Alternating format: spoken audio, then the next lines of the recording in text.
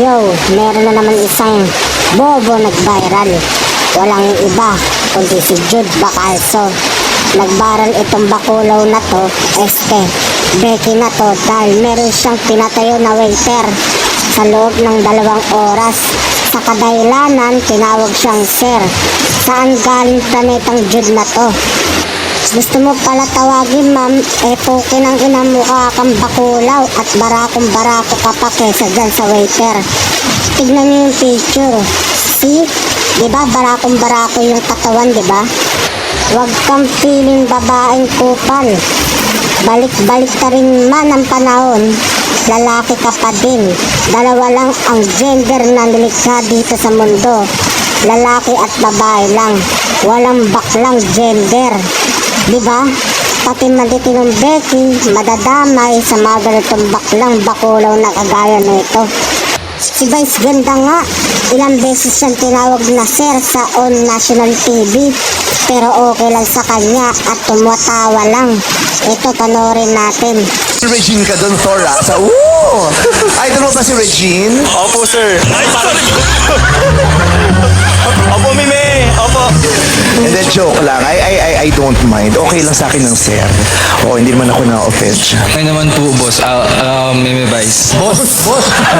Doon ka pala nagtatrabaho eh. Piniyado mo pala ito eh. Sa restaurant na. Okay ba sa'yo yun na siya ang nagmamaneho na? Nagmamotor ka din ba, Ron? Hindi po, sir. Ay, hindi po, ma'am. Nag-ano ka ba? Freestyle? Yes, sir. Yes. Yes, sir. Di ba dati, mas masarap na meron tayong kapayapaan? Yes, yes, ma'am.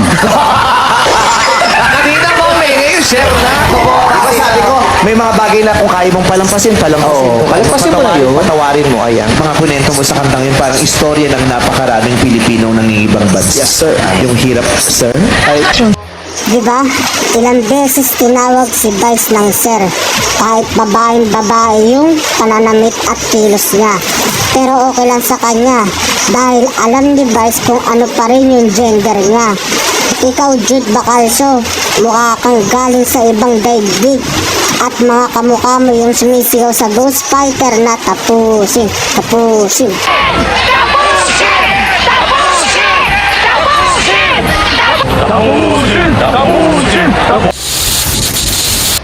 Tapos gusto mong tawagin kang ma'am. Wow paalala lang, meron kang talong kagaya sa amin mga lalaki. Wala kang pechay, kaya wag kang feeling. Dito naman sa waiter, salute sa'yo. Tama lang tawagin mong sir yan, dahil barakong-barako pa siya kaysa sa'yo. Alam kasi ng waiter na 2 lang ang gender, lalaki at babae lang. Kaya tinawag si Jude Bacalso na sir. Kaya sa mga ganitong bakla katulad nitong Jude Bacalso na to, kung gusto nyo respetuhin ang kasarian nyo, respetuhin nyo muna kami na normal na tao. Pag tinawag kayong sir, tanggapin nyo dahil lalaki pa din kayo. Huwag masyadong mag-feeling babae, okay? Kaya shoutout sa'yo, Jude Bacalso. Huwag kang masyadong feeling babae, okay? Meron kang ethics, ha? Meron kang ethics. Tsaka mukha ka pang barako kaysa sa amin mga lalaki. Okay? Kaya huwag masyadong feeling babae. Ha? Hanggang dito lang itong video na to.